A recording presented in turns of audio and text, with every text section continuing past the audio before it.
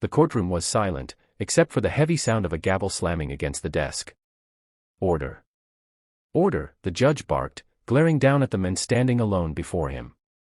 He was a single father, a war veteran who had given everything for his country, yet here, in this polished courtroom, he looked small, worn out, and completely out of place. The judge smirked, leaning back in his chair. "So, no lawyer.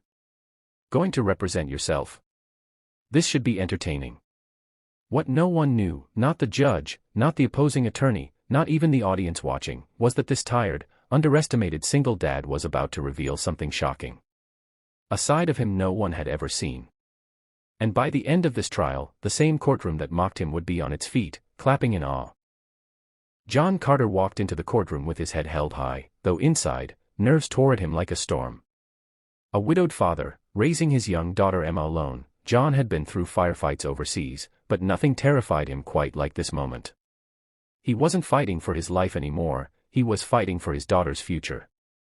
The custody battle had been dragging on for months. His late wife's wealthy parents wanted to take Emma away, claiming John wasn't fit to raise her alone. They hired one of the sharpest, most ruthless attorneys in the state. John. He had no money for legal counsel. Every cent he had went to paying rent, food, and Emma's school fees. When he stood before the judge without a lawyer, whispers echoed across the courtroom. "He's finished," someone muttered. Another chuckled, "What a fool. Going against a professional attorney with no legal background." The judge adjusted his glasses and smirked. "Mr. Carter, do you understand how serious this case is? Representing yourself could be disastrous." John swallowed hard, but his voice didn't waver. "With all due respect, Your Honor, no one knows my daughter's life better than I do. And I'm not giving her up."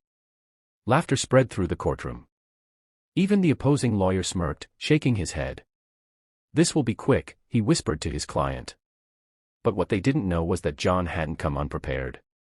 Night after night, after Emma fell asleep, John sat under the dim light of his old lamp, reading legal books he borrowed from the library. He studied case after case, memorized courtroom procedures, and even reached out to veterans who had fought their own legal battles. He wasn't just a soldier anymore, he was training himself to be a fighter in a new kind of war. As the questioning began, the opposing attorney fired his first shots, twisting words, making John look irresponsible. The judge watched with clear bias, sometimes even chuckling at John's attempts to respond. Emma sat quietly in the back row, clutching her teddy bear, her big eyes filled with worry. John caught her gaze and felt his heart tighten. He wouldn't, let her down. The courtroom was heating up. The opposing attorney presented evidence meant to paint John as unstable, his low income, his PTSD diagnosis, his long work hours. Every word was like a dagger, each point crafted to prove John wasn't capable of being a father. The judge leaned forward, almost entertained. "Mr. Carter, do you have anything meaningful to say in your defense?" His tone dripped with mockery. John took a deep breath, straightened his worn-out suit jacket, and walked to the center of the courtroom. "Yes, Your Honor," he said firmly. He began dismantling the opposing arguments one by one, not with emotion, but with precision. He quoted custody laws, state child welfare statutes, and even referenced past cases, shocking everyone in the room. When the opposing attorney tried to object, John countered with calm legal language, citing rules of evidence like he had been practicing for years. The courtroom grew silent. Even the judge stopped smirking. "Where did you learn all this?" the attorney demanded, his voice cracking. John's eyes darkened with determination. "In the military, I learned that knowledge is as powerful as any weapon. And when it comes to my daughter, I'll study every book, every law, and every word if that's what it takes to protect her." Gasps filled the room. Emma smiled through her tears, whispering, "That's my dad." The turning point came when John revealed documented evidence the opposing side had tried to bury.